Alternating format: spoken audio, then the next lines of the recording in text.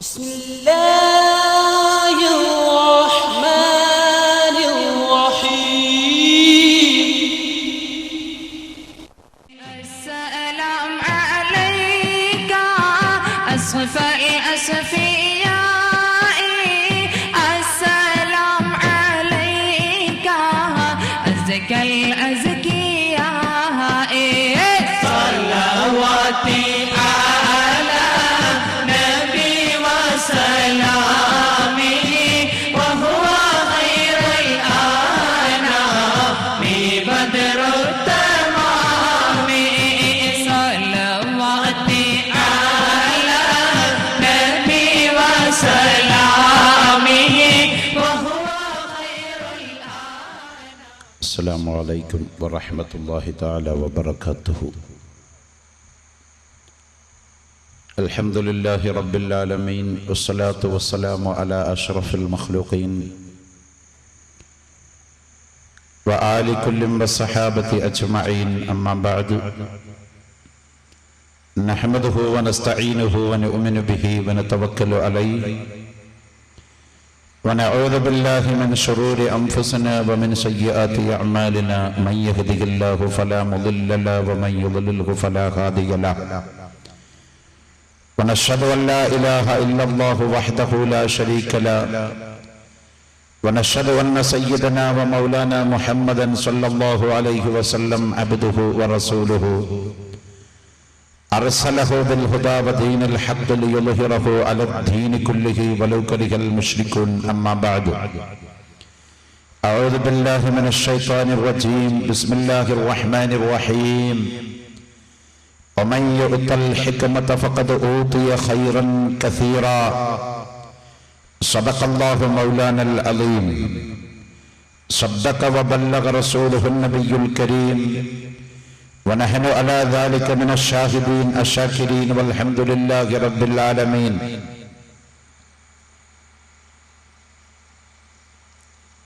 وقال رسول الله صلى الله عليه وسلم: العلم حياة الإسلام.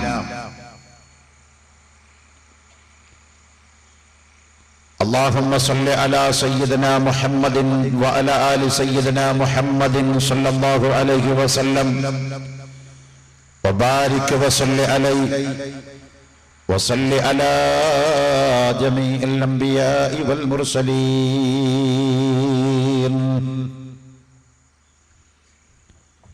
يا رب بالمصطفى بلغ مقاصدنا،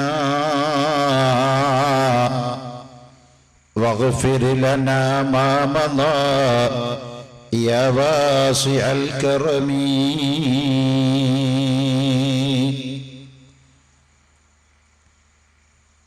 نهاية أقدام العقول قالوا، وأكثر سعي العاملين ضلال، وأرواحنا في وشة من جسومنا، وحاسيل دنيانا أذى ووبال، فلم نستفد من بحثنا طول عمرنا سوى أن جمعنا فيه قيل وقالوا. ഏറ്റവും ബഹുമാനമുള്ള ഈ മഹത്തായ സംഗമ വേദിയുടെയും ഇൽമിന്റെ മജ്ലിസിന്റെയും അധ്യക്ഷ സ്ഥാനത്തിരിക്കുന്ന ബഹുമാന്യനായ ആദരണീയനായ മഹാനായ മാനുഹാജി അവർകൾ, ഈ സ്ഥാപനത്തിൻ്റെ കടിഞ്ഞാൻ പിടിക്കുകയും കഠിനാധ്വാനത്തിൻ്റെ ഫലമായി ഇതിനെ ഈ ഒരവസ്ഥയിലേക്ക് വളർത്തി ഉയർത്തിക്കൊണ്ടുവരികയും ചെയ്ത ബഹുമാന്യനായ കേരളത്തിലെ ഉജ്ജ്വല പ്രഭാഷകനും പണ്ഡിതനും സംഘടനാ നേതൃത്വത്തിൽ നിൽക്കുന്ന അഹ്ലുസുന്നത്തി വൽ ജമാഅത്തിന്റെ നേതാവുമായ ബഹുമാന്യനായ മുസ്തഫ ഉസ്താദ് അവർകൾ, റാസൽ ഖൈമയിലെ പ്രതിനിധിയായി നമ്മുടെ സമ്മേളനം ഉദ്ഘാടനം ചെയ്ത അബ്ദു ഹാജി, വിവിധ എമിറേറ്റ്സുകളിൽ നിന്ന്, ഗൾഫ് നാടുകളിൽ നിന്ന് ഇവിടെ എത്തിച്ചേർന്നിരിക്കുന്ന തെന്നല മർക്കസിൻ്റെയും അഹ്ലുസുന്നത്തി വൽ ജമാഅത്തിൻ്റെ മറ്റ് സ്ഥാപനങ്ങളുടെയും സംഘടനയുടെയും പ്രവർത്തകന്മാർ, നേതാക്കൾ, അതിലേറെ ഏറ്റവും അധികം ബഹുമാനമുള്ള ഈ സ്ഥാപനത്തിലെ പ്രിയപ്പെട്ട മുതഅല്ലിമീങ്ങൾ, വിദ്യാർത്ഥികൾ, ഈ മഹത്തായ സ്ഥാപനത്തിൻ്റെ യശസ് കേരളവും അതിൻ്റെ അപ്പുറത്തേക്കും വ്യാപിപ്പിച്ചു കൊണ്ടിരിക്കുന്ന ബഹുമാന്യനിൽ ബഹുമാന്യനായ അൽ ഉസ്താദ് കോട്ടൂർ ഉസ്താദ് അവർകൾ, ബഹുമാനമുള്ള മുഴുവൻ ശ്രോതാക്കൾ, ഏറ്റവും സ്നേഹമുള്ള ഉമ്മമാർ, സഹോദരിമാർ, ബഹുമാനമുള്ളവരെ, ഒരു സുദീർഘമായ വഅദ് അത് ആവശ്യമാണ്. സാധാരണ നമ്മൾ പറയാറുള്ളത് ഒരു സുദീർഘമായ വഅദ് ഇവിടെ ആവശ്യമില്ല എന്നാണ്.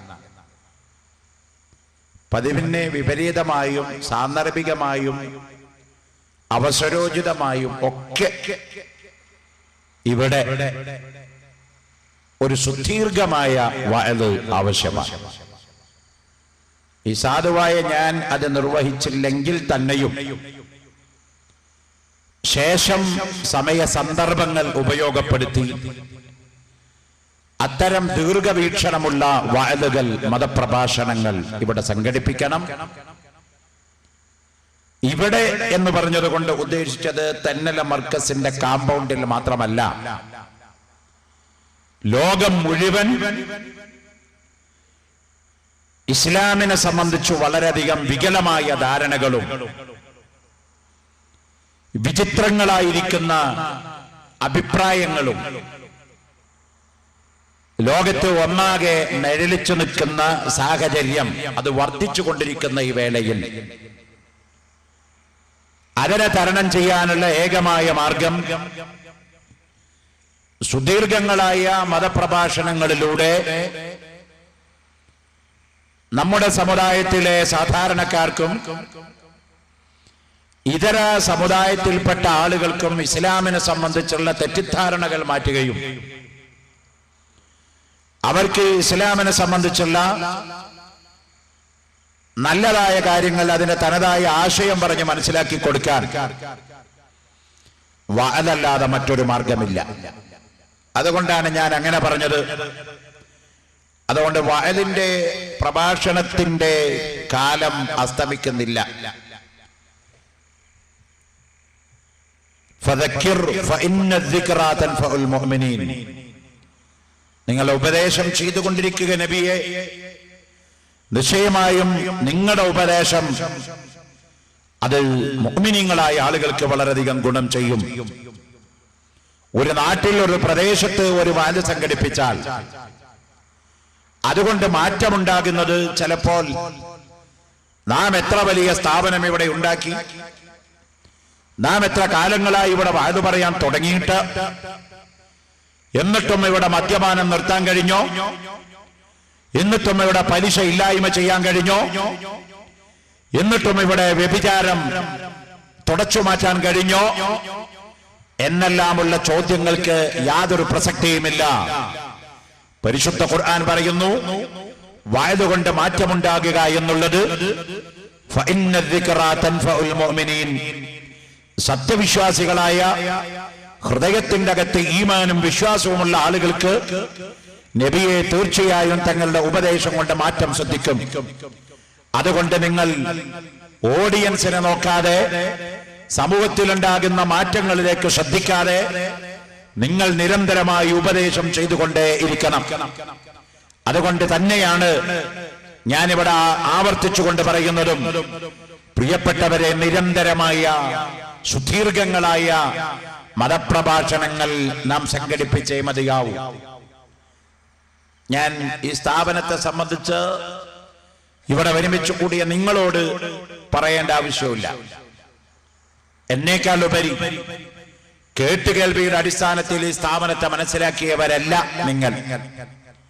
അനുഭവജ്ഞാനം എന്ന് പറഞ്ഞൊരു സംഭവമുണ്ട്. അനുഭവജ്ഞാനം. ആ അനുഭവജ്ഞാനത്തിലൂടെ ഈ സ്ഥാപനത്തിന്റെ യാഥാർത്ഥ്യം മനസ്സിലാക്കിയവരാണ് നിങ്ങൾ. തെന്നലയിലെ ഈ സ്ഥാപനം ഈ സമുദായത്തിന് ചെയ്തുകൊണ്ടിരിക്കുന്ന കാര്യങ്ങൾ, അഹ്ലുസുന്നത്ത് വൽ ജമാഅത്തിന്റെ നേതൃരംഗത്ത് ഈ സ്ഥാപനം ചെയ്തുകൊണ്ടിരിക്കുന്ന സേവനങ്ങൾ വളരെ വ്യക്തമാണ്. ഈ സദസ് അതിന്റെ നിതാന്തമായ ജീവിക്കുന്ന തെളിവാണ്.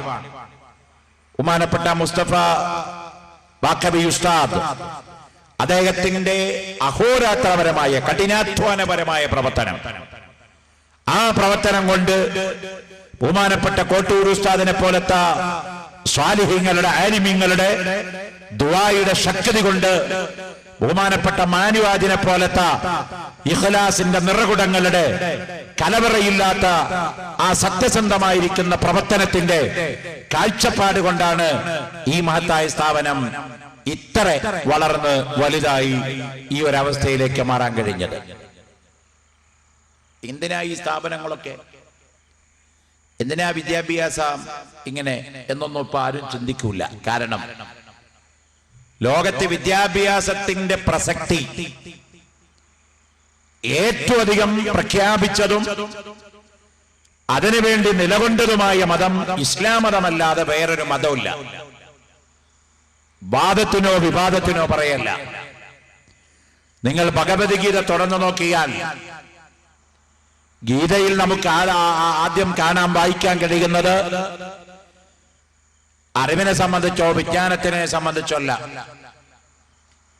തമസ്സോമ ജ്യോതിർഗമയ, ഇരുളിൽ നിന്ന് വെളിച്ചത്തിലേക്ക് എന്നാണ് ഗീത തുടങ്ങുന്നത്.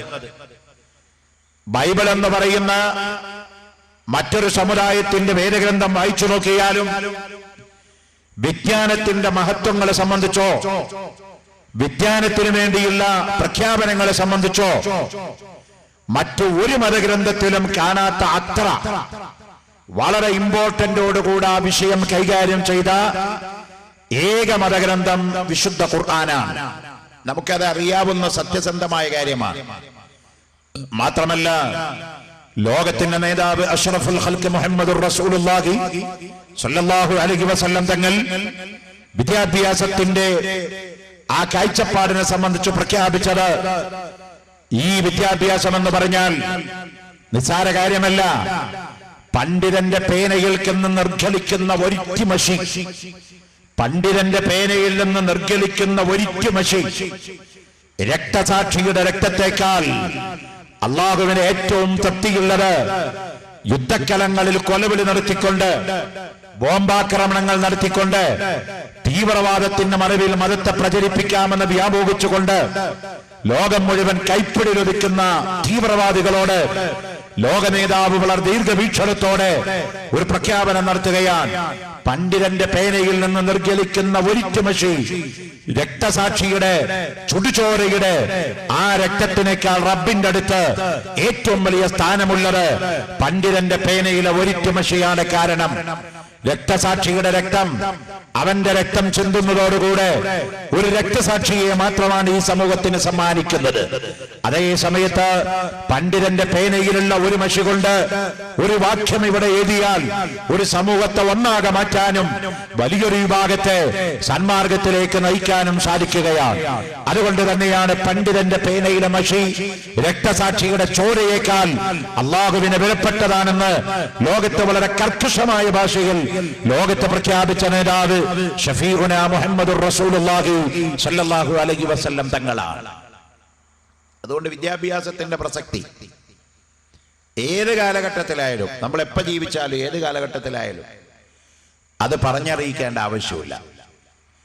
അതുകൊണ്ട് തന്നെയാണ് നമ്മൾ കുറച്ച് വൈകിപ്പോയി. കാര്യങ്ങൾ മനസ്സിലാക്കിക്കൊണ്ടുള്ള വിദ്യാഭ്യാസത്തിൽ നമ്മൾ കുറച്ച് പുറകിലായിപ്പോയി.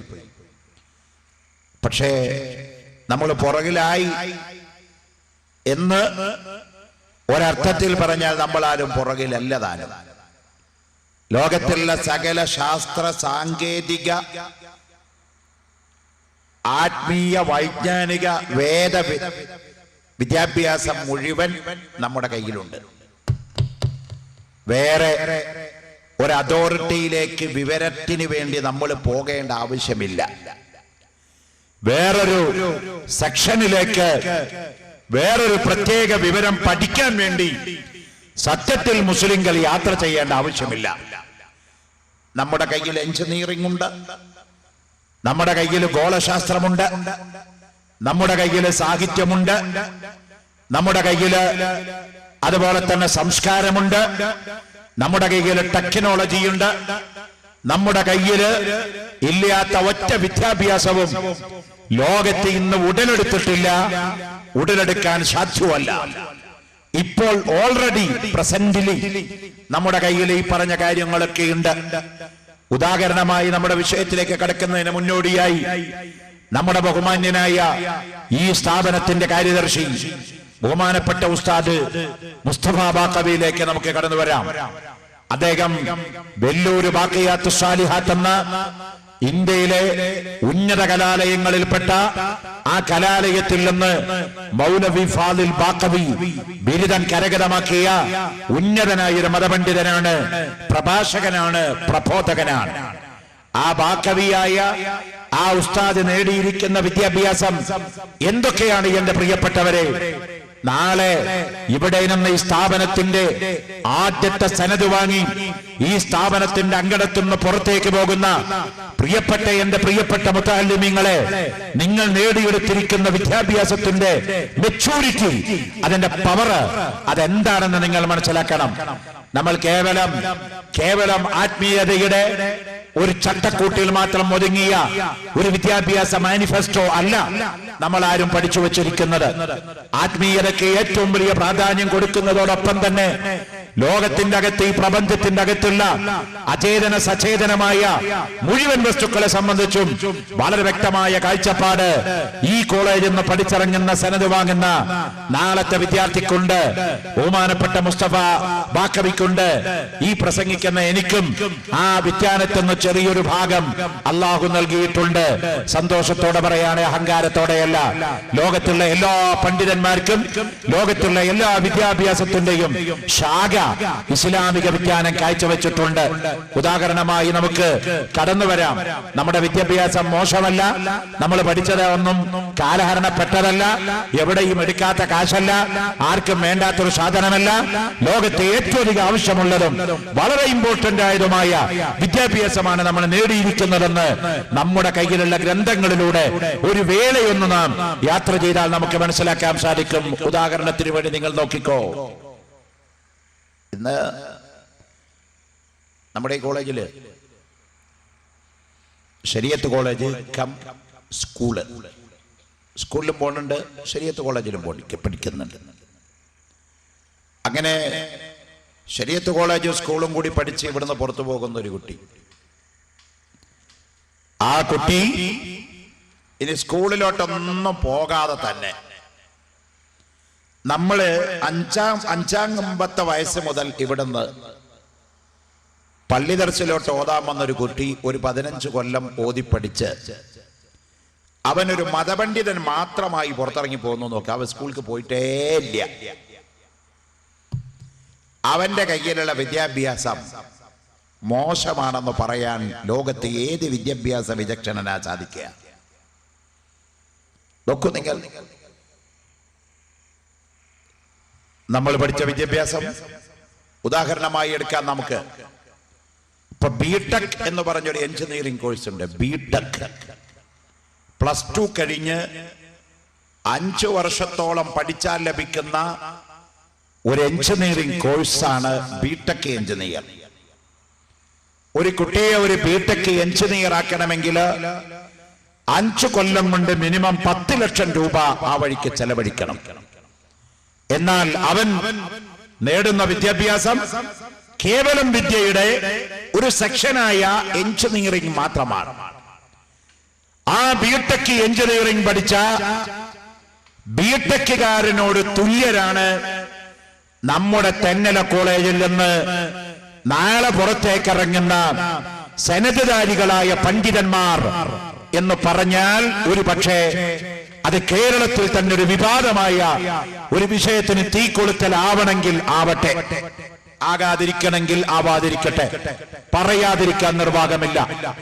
കാരണം നമ്മൾ ഓതി പഠിച്ച ഖുലാസ എന്ന് പറഞ്ഞ കണക്കിന്റെ കിതാബ് മുതവ്വലാകാൻ പോകുന്ന ആളുകൾക്കറിയാം. ഖുലാസ എന്ന് പറഞ്ഞ കണക്കിന്റെ കിതാബിനോട് ഈക്വലൈസ് ചെയ്യാൻ പറ്റുന്ന ഒരു ജോമെട്രി, ഒരു മാത്തമാറ്റിക്സ് ബിടെക്കുകാരൻ കിനാബ് കണ്ടിട്ട് പോലുമില്ല. പക്ഷേ ഇവിടെ കുഴപ്പം സംഭവിച്ചവിടെയാണ്. നമ്മുടെ കയ്യിലിരിക്കുന്ന ഖുലാസ എന്ന് പറഞ്ഞ കിതാബിന്റെ ഭാഷ അറബിയാണ്. ബിടെക്കുകാരൻ പഠിക്കുന്നതിന്റെ ലാംഗ്വേജ് ഇംഗ്ലീഷാണ്. അതുകൊണ്ട് ഇംഗ്ലീഷിൽ പറഞ്ഞില്ല, ഇംഗ്ലീഷ് ഭാഷയിൽ നമുക്ക് പ്രാവീണ്യമുണ്ടായില്ല എന്നുള്ള ഒരു ചെറിയ ഒരു കുറവ് ഒഴിച്ചു നിർത്തിയാല് നമ്മുടെ പള്ളി ദർസിൽ നിന്ന് പോകുന്ന, നാളെ അവിടുന്ന് ബിരുദം വാങ്ങിപ്പോകുന്ന ഉസ്താദ് പഠിച്ച ഖുലാസയിലെ അതേ കണക്ക് തന്നെയാണ് ബിടെക് എഞ്ചിനീയർ ആയിരിക്കുന്ന എഞ്ചിനീയർ പഠിച്ചിരിക്കുന്നത്. ഞാനതൊരു ചാലഞ്ച് ചെയ്തുകൊണ്ട് വെല്ലുവിളിച്ചുകൊണ്ട് തന്നെ പറയാൻ ആഗ്രഹിക്കുകയാണ്. സംശയമുണ്ടെങ്കിൽ നിങ്ങൾക്കൊരു എഞ്ചിനീയറിംഗ് കോളേജിൽ പോയി ഇത് വെരിഫൈ ചെയ്യാവുന്നതാണ്. രണ്ടാമത്തെ കാര്യം, അപ്പൊ നമ്മുടെ ഉസ്താദ് ഇപ്പോ MFB പ്ലസ് ബിടെക് കൂടിയ, അതാ ഞാൻ പറഞ്ഞുകൊണ്ടിരുന്നത്, പ്ലസ് വേറെ ഒന്ന് കൂടിയ, അതേതാ? സയന്റിസ്റ്റാണ്. എല്ലാ ഉസ്താദുമാരും ശാസ്ത്രജ്ഞന്മാരാ. പ്രത്യേകിച്ച് നമ്മുടെ നെല്ലിക്കുത്ത് ഉസ്താദിനെ പോലത്തെ ആളുകൾ മഹാശാസ്ത്രജ്ഞന്മാരാ. അവർക്കൊക്കെ അതില് ഞാൻ ഏതായാലും മർക്കസിൽ പോയിട്ട് 1.5 മണിക്കൂർ നെല്ലിക്കുത്ത് ഉസ്താദിനായിട്ടാ സംസാരിച്ചത്. കാരണം എത്ര സംസാരിച്ചാലും അറിവിങ്ങനെ കിട്ടാൻ സമയമില്ലാത്തത് കൊണ്ട് ചുരുക്കിക്കളഞ്ഞു. ഞാൻ പറഞ്ഞു വരുന്നത്, തസ്രീഹുൽ അഫ്ലാഖ് എന്ന് പറയുന്ന ഗോളശാസ്ത്രത്തിന്റെ കിതാബ് കൊടുക്കുമനെ 2 ദിവസങ്ങൾക്ക് 4 ദിവസങ്ങൾക്ക് മുമ്പ് സൂര്യഗ്രഹണം ഉണ്ടായി. ഇപ്പൊ ചന്ദ്രഗ്രഹണം വരാൻ പോവുക. ഒരു തസ്രീഹുൽ അഫ്ലാഖ് ഓതിയ മുസ്ലിയാർക്ക് വളരെ നേരത്തെ തന്നെ പറയാൻ പറ്റും ചന്ദ്രഗ്രഹണം എന്നുണ്ടാവുമെന്ന്. പക്ഷെ നമ്മുടെ മുസ്ലിയാക്കന്മാര് പ്രഖ്യാപിക്കാറില്ല, പ്രവചിക്കാറില്ല. ഇടപെടണം എന്നാ ഞാൻ പറയണേ, ഇടപെടണം. പിന്നെ എന്തിനാ ഈ തസ്രീഹുൽ അഫ്ലാഖ് ഓതിയത്? എന്തിനാ ഇമാമ നിൽക്കാൻ നമുക്ക് തസ്രീഹുൽ അഫ്ലാഖിന്റെ ആവശ്യമുണ്ടോ?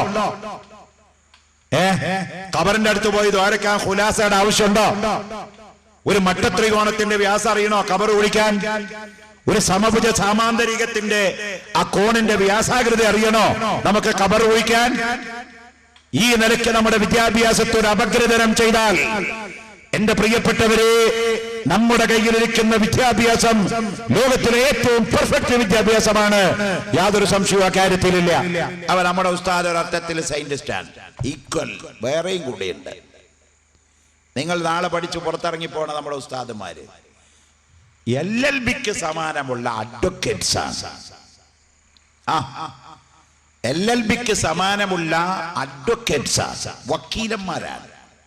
നമ്മുടെ എല്ലാ ഉസ്താദുമാർക്ക് ഈ കഴിവുണ്ട് കേട്ടാ. പക്ഷെ ആരും അത് ഉപയോഗിക്കുന്നില്ല. അതൊറ്റ കുഴപ്പമേ ഉള്ളൂ. എവിടെയാണത്?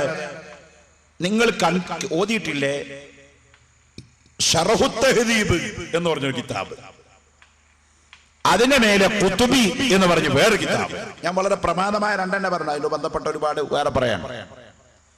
എന്തിനാ ഈ ശറഹു തഹ്ദീബും ഖുതുബിയൊക്കെ ഓതിയത് മോനെ? കുല്ലു ഇൻസാനിൻ ഹയവാനും, എല്ലാ മനുഷ്യന്മാരും ജീവനുള്ളവരാണ്, എല്ലാ ജീവനുള്ളവരും മനുഷ്യന്മാരല്ല.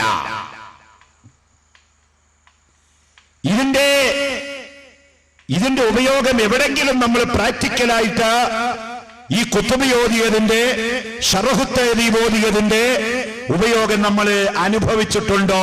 അനുഭവിക്കാൻ തയ്യാറായിട്ടുണ്ടോ? ഇല്ല.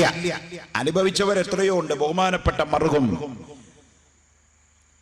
മഹാനായിരിക്കുന്ന ശൈഖുനാ മർഹൂം EK ഹസൻ മുസ്ലിയാർ, അല്ലാഹു ആ മഹാന്റെ ഖബർ സ്വർഗ്ഗത്തിന്റെ ദറജ കൊണ്ട് ഉയർത്തട്ടെ, ആമീൻ. സുന്നത്ത് ജമാഅത്തിന്റെ ജിഹ്വയായി മാറിയ, സുന്നത്ത് ജമാഅത്തിന് ഈ നിലയ്ക്കുള്ള ഒരു ആവേശത്തിന്റെ മുൻനിലയിലേക്ക് പടച്ചു വിട്ടുകൊണ്ടുവന്ന, ഒരിക്കലും നമ്മുടെ കൽവിൽ നിന്ന് പറിച്ചെഴുതാൻ സാധ്യമല്ലാത്ത ഒരു നാമമാണ് ബഹുമാനപ്പെട്ട മർഹൂം EK ഹസൻ മുസ്ലിയാർ. ആ ഹസൻ മുസ്ലിയാരെ കാസർഗോഡ് കോടതിയിലേക്ക് ഒരു കേസിന് വിളിപ്പിക്കുകയാണ്. Judicial first class magistrate Hasan Musliyar അവിടെ ഒരു പ്രസംഗം നടത്തി. ആ പ്രസംഗം നടത്തിയ പ്രസംഗം വലിയ വിവാദമായി. വിവാദപരമായി പ്രസംഗം നടത്താൻ പാടില്ല, ഇന്ത്യൻ ഭരണഘടനയ്ക്കെതിരാണത്. ഒരു നാട്ടിലെ ക്രമസമാധാന നിയമത്തിന് ഹനിക്കപ്പെടുന്ന നിലയ്ക്ക് ഒരു പ്രസംഗം നടത്താൻ പാടില്ല. അതുകൊണ്ട് ഹസൻ മുസ്ലിയാര് ക്രമസമാധാനം ലംഘിച്ചു എന്നാരോപിച്ചുകൊണ്ട് ഒരു മുജാഹിദ് മൗലവി കാസർഗോഡ് ജുഡീഷ്യൽ മജിസ്ട്രേറ്റ് കോടതിയിൽ ഒരു കേസ് ഫയൽ ചെയ്തു. അസം മുസ്ലിയാരെ മജിസ്ട്രേറ്റ് കോടതിയിലേക്ക് വിളിച്ചു വരുത്തി. അസം മുസ്ലിയാർ കോടതിയിലേക്ക് പോകുമ്പോൾ വക്കീലിന് വക്കാലത്ത് കൊടുത്ത് കേസേൽപ്പിച്ചില്ല. അസൻ മുസ്ലിയാർക്ക് ഇന്ത്യൻ പീനൽ കോഡ് അറിയില്ല. അസൻ മുസ്ലിയാർക്ക് സെക്ഷൻ 327 അറിയില്ല. അസൻ മുസ്ലിയാർക്ക് ഇന്ത്യൻ കോൺസ്റ്റിറ്റ്യൂഷൻ അറിയില്ല. അസൻ മുസ്ലിയാർക്ക് കോടതിയുടെ നിയമ നടത്തിപ്പ് അറിയില്ല. മഹാനായ അസൻ മുസ്ലിയാർ അവിടെ ചെന്നപ്പോ മജിസ്ട്രേറ്റ് കൂട്ടിൽ കയറ്റി നിർത്തി. മജിസ്ട്രേറ്റ് ചോദിച്ചു, ബഹുമാനപ്പെട്ട അസൻ മുസ്ലിയാർ, ഡാഷ് ഡാഷ് ഇന്ന ഡേറ്റിന്റെ അന്ന് കാസർഗോഡ് ജില്ലയിലെ ഇന്ന സ്ഥലത്ത് വെച്ച് നിങ്ങളൊരു വമ്പിച്ച പ്രസംഗം നടത്തി. മാത്രമല്ല, ആ പ്രസംഗം ചില്ലറ പ്രസംഗമല്ല, പൊടിപാറുന്ന രൂപത്തിലുള്ള ഒരു പ്രസംഗം നിങ്ങൾ അവിടെ നടത്തുകയും ആ പൊടിപാറുന്ന രൂപത്തിലുള്ള പ്രസംഗത്തിന്റെ ഫലമായി ആ നാട്ടിൽ മുസ്ലിമീങ്ങളിൽ 2 ചേരിതിരിവ് ഉണ്ടാവുകയും ചെയ്തതായി ഇവിടെ പരാതി കിട്ടിയിട്ടുണ്ട്. നിങ്ങൾക്ക് അതിനെപ്പറ്റി വല്ലതും പറയാണ്ടോ എന്ന് പറഞ്ഞു. ബഹുമാനപ്പെട്ട അസം മുസ്ലിയാർ പറഞ്ഞു, എനിക്ക് അതിനെപ്പറ്റി കൂടുതലൊന്നും പറയല്ല. Yes you owner. ബഹുമാനപ്പെട്ട കോടതിയോട് എനിക്ക് പറയാനുള്ളത്, ഞാനവിടെ പോയത് ശരിയാണ്, പ്രസംഗിച്ചത് ശരിയാണ്. പക്ഷേ കോടതി പറഞ്ഞ 2 കാര്യം ഞാൻ നോക്കിയിട്ടില്ല. ഒന്ന്, ജനങ്ങളിൽ 2 ചേരിയായി എന്നുള്ളത് അത് നുണയാണ്, അങ്ങനെ ഉണ്ടായിട്ടില്ല. 2, അവിടെ പൊടിപാറുന്ന രൂപത്തിലുള്ള ഒരു പ്രസംഗം നടത്തി എന്നുള്ളതും പച്ച നുണയാണ്. അവിടെ പൊടി പാറിയിട്ടില്ല എന്ന് പറഞ്ഞു. പൊടി പാറി എന്നുള്ളത് ഈ ദുനിയാവിൽ ഒരാൾക്കും എവിഡൻസ് കൊണ്ട് സ്ഥിരപ്പെടുത്താൻ സാധ്യമല്ല. ഉടൻ തന്നെ മജിസ്ട്രേറ്റ് പറഞ്ഞു, ശരിയാ, പൊടിപാറുന്ന പ്രസംഗം നടത്തി എന്നുള്ളത് അസം മുസ്ലിയാർ അതിന്റെ മുകളിൽ കയറി പിടിച്ചു. മജിസ്ട്രേറ്റ് സറണ്ടർ ചെയ്തു. ആ കേസ് ചെലവടക്കം തള്ളിപ്പോയി. ഇതന്നെയല്ലേ നമ്മുടെ നാട്ടിലെ വക്കീലന്മാർ ചെയ്യുന്നത്? നമ്മുടെ നാട്ടിലെ വക്കീലന്മാർ കോടതിയുടെ മുന്നിൽ പോയിട്ട് പറയുന്നത് എങ്ങനെ? വാചക കസർത്ത് നടത്തിയിട്ട് എതിരാളിയെ പറഞ്ഞു മുട്ടുകുത്തിച്ച് അവരുടെ വാദം സ്ഥാപിച്ചെടുക്കുകയാണെങ്കിൽ ആ വാദം സ്ഥാപിച്ചെടുക്കാൻ ഇന്ത്യയിലെ LLB എന്ന് പറയുന്ന ഡിഗ്രി ഉണ്ടല്ലോ പ്രിയപ്പെട്ടവരെ, അത് ഇന്ത്യയിലെ ഏറ്റവും വലിയ ഡിഗ്രിയാണ് LLB എങ്കിൽ നമ്മുടെ കുത്തുബി ശറഹു തഹദീബ് ഇന്ത്യൻ തർക്കശാസ്ത്രമല്ല അതിൽ പറഞ്ഞിരിക്കുന്നത്. ലോകത്തെ ഏറ്റവും വലിയ പ്രമാദമായിരിക്കുന്ന ഗ്രീക്ക് തർക്കശാസ്ത്രത്തെ അപഗ്രന്ഥിച്ചെഴുതിയ ഈ കിതാബ് നമ്മൾ വേണ്ടുവോളം ഉപയോഗപ്പെടുത്തിയാൽ ഈ ഇരിക്കുന്ന സക്കാഫിക്കും വാക്കവിക്കും നാളെ അവിടുന്ന് പുറത്തിറങ്ങുന്ന പണ്ഡിതന്മാർക്ക് സുപ്രീം കോടതിയിൽ പോയിട്ട് വേണമെങ്കിലും കേസ് വാദിക്കാനുള്ള വിവരം നിങ്ങളുടെ കയ്യിൽ തരുന്ന വിദ്യാഭ്യാസമാണ് ഇസ്ലാമിന്റെ വിദ്യാഭ്യാസം. അപ്പൊ ആക്ച്വലി നമ്മുടെ ഉസ്താദുമാരൊക്കെ അഡ്വക്കേറ്റുമാരാ, നമ്മുടെ ഉസ്താദുമാരൊക്കെ സയന്റിസ്റ്റുമാരാ, നമ്മുടെ ഉസ്താദുമാരൊക്കെ ബിടെക് എഞ്ചിനീയർമാരാ. ഇനി നമ്മുടെ ഉസ്താദുമാരോ 1ാം നമ്പർ സാഹിത്യകാരന്മാരും. ചിലർ പറയാറുണ്ടല്ലോ, ഈ മുസ്ലിയാക്കന്മാർക്ക് ഭാഷ അറിയില്ല, മലയാളം തന്നെ ശരിക്കും സംസാരിക്കാൻ കൊള്ളത്തില്ല എന്നൊക്കെ പറഞ്ഞു നടക്കുന്ന കുറെ ആളുകൾ. മലയാളം അറിയില്ല അവർക്ക്, ഇംഗ്ലീഷ് അറിയില്ല. ഇംഗ്ലീഷ് പഠിക്കണ്ടെന്ന് ഞാൻ പറയില്ല, പക്ഷെ ഇംഗ്ലീഷ് അറിയാത്തതൊരു വലിയ പോരായ്മയാണെന്നോ ഇംഗ്ലീഷ് അറിഞ്ഞാൽ ഭയങ്കര ആളാണെന്നോ വിശ്വസിക്കാൻ തരമില്ല. കാരണം ലണ്ടനിൽ കക്കൂസ് കോരാൻ വരുന്നവനും പറയണേ കമ്മിങ് സാർ എന്ന് ചോദിച്ചിട്ടാണ് കക്കൂസ് കോരുന്ന സാധനമായിട്ട് വരുന്നവർ. ലണ്ടനിലും അമേരിക്കയിലൊക്കെ മുനിസിപ്പാലിറ്റി ക്ലീൻ ചെയ്യുന്ന കക്കൂസ് കോരുന്നവനും ഈ ഇംഗ്ലീഷുകാരനാണല്ലോ. ഞാൻ ഭാഷയെ തരം താഴ്ചയല്ല, അത് ഒരു നല്ല ഭാഷ തന്നെയാണ്. ലോകത്തെ ഏറ്റവും അധികം ആളുകൾ സംസാരിക്കുന്ന ഭാഷ ഇംഗ്ലീഷ് അല്ല കേട്ടോ. ലോകത്തെ ഏറ്റവും അധികം ആളുകൾ സംസാരിക്കുന്ന ഭാഷ ചൈനീസ് ഭാഷയാണ്. സെക്കൻഡ് ലാംഗ്വേജ് ആണ് ഇംഗ്ലീഷ്. ലോകത്തെ 2ാമത് ഏറ്റവും അധികം ആളുകൾ വിനിമയത്തിന് വേണ്ടി ഉപയോഗിക്കുന്ന ഭാഷ മാത്രമേ ഇംഗ്ലീഷ് ആകുന്നുള്ളൂ. ആവട്ടെ, നമ്മളൊക്കെ അത് പഠിക്കണം. എല്ലാ ഭാഷയും വിവരവും ആദം നബി അലൈഹിസ്സലാത്തു വസ്സലാമിന് അല്ലാഹു നൽകിയിട്ടുണ്ടെങ്കിൽ തമിഴും ഇംഗ്ലീഷും തെലുങ്കും തുളും കന്നഡയും എല്ലാം ഏത് ഭാഷയും നമുക്ക് പഠിക്കാം. ഭാഷാവിരോധം ഇസ്ലാമിലില്ല. ആവട്ടെ, ഞാൻ പറഞ്ഞു വരുന്നത് നമ്മുടെ കയ്യിലുള്ള വിദ്യാഭ്യാസത്തിന്റെ മഹത്വം അറിയാത്ത നമ്മള് പോണേ ഒയിലേരായി എന്നുള്ളത് കൊണ്ടൊരു കുറവുമില്ല. ഞാൻ നേരത്തെ അവിടെ പ്രസംഗിച്ചത് ബഹുമാനപ്പെട്ട മാനുവാജിയും മറ്റു പ്രസംഗികന്മാരൊക്കെ പറഞ്ഞല്ലോ, സംസ്ഥാന ഗവൺമെന്റിന്റെ പിന്നാക്ക വിഭാഗ കമ്മീഷൻ അംഗമായി ഗവൺമെന്റ് എന്നെ തെരഞ്ഞെടുത്തു. ഇവിടെ പറഞ്ഞത് ന്യൂനപക്ഷ കമ്മീഷൻ, അത് ശരിയല്ല. ന്യൂനപക്ഷം എന്ന് പറഞ്ഞാൽ മുസ്ലിങ്ങളും ക്രിസ്ത്യാനികളും പിന്നെ സിഖുകാരും മാത്രമേ പെടൂ. ഇത് പിന്നാക്ക വിഭാഗ കമ്മീഷൻ എന്ന് പറഞ്ഞാൽ ഈ കേരളത്തിലെ 2.25 കോടി ജനങ്ങളെ പ്രതിനിധാനം ചെയ്യുന്ന ഒരു കോടതിയാണ്.